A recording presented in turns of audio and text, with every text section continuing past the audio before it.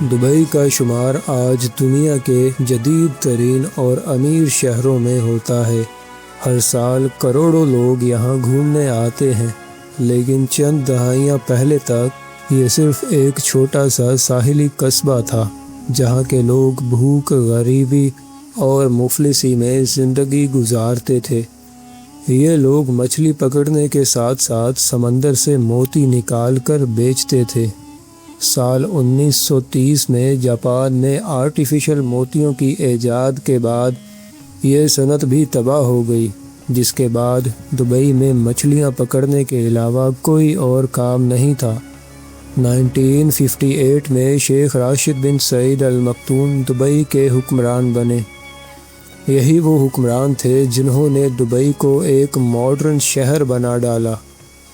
انہوں نے محسوس کیا کہ اگر دبئی کو ترقی کرنی ہے تو دبئی کو تجارت، بندرگاہوں اور بنیادی ڈھانچے میں سرمایہ کاری کرنے کی ضرورت ہوگی، لیکن ان کے پاس پیسوں کی شدید کمی تھی۔ حکومت میں آتے ہی انہوں نے بڑے ترقیاتی منصوبوں کا آغاز کیا۔ 1959 میں انہوں نے دبئی میں ایک ماڈرن ایئرپورٹ بنوایا اور دبئی میں ٹیلی فون سروسز، بجلی کی لائنز اور پورٹس بنوانا شروع کی۔ اس کے ساتھ ساتھ دبئی کریک، جہاں بحری جہاز آ کر رکتے تھے، اس کو بھی گہرا کروانا شروع کر دیا۔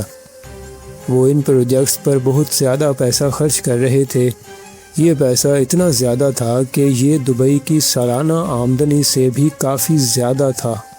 دبئی کے لوگوں کا یہ ماننا تھا کہ شیخ راشد بن سعید پیسہ ضائع کر رہے ہیں اور دبئی کبھی بھی ایک ماڈرن سٹی نہیں بن سکتا، کیونکہ دبئی کے پاس ایسے کوئی وسائل موجود نہیں ہیں جن سے وہ ایک ماڈرن سٹی بن سکے۔ لیکن شیخ راشد بن سعید نے کچھ ہی عرصے میں انہیں غلط ثابت کر دیا۔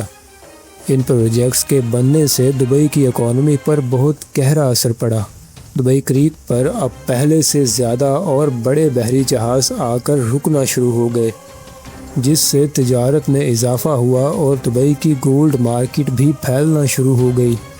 پھر سال 1966 میں دبئی کی قسمت کھل گئی۔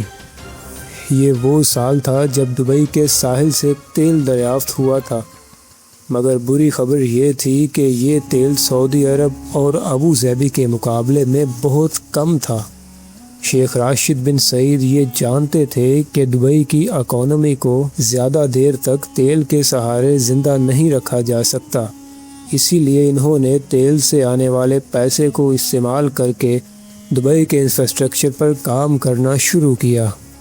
انہوں نے پوری دنیا سے بڑے بڑے آرکیٹیکٹس اور انجینئرز کو بلوایا اور دبئی میں بڑے پروجیکٹس پر کام کرنا شروع کیا، جیسا کہ 1979 میں بننے والا دبئی ورلڈ ٹریڈ سینٹر، جو انہی پروجیکٹس کا ایک حصہ ہے۔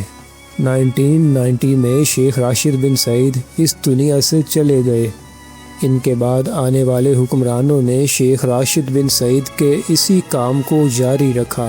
1999 میں برج العرب اور 2010 میں برج الخلیفہ جیسی عالیشان بلڈنگز تعمیر کی، جو آج تک پوری دنیا کا دھیان دبئی کی طرف کھینچتی ہیں۔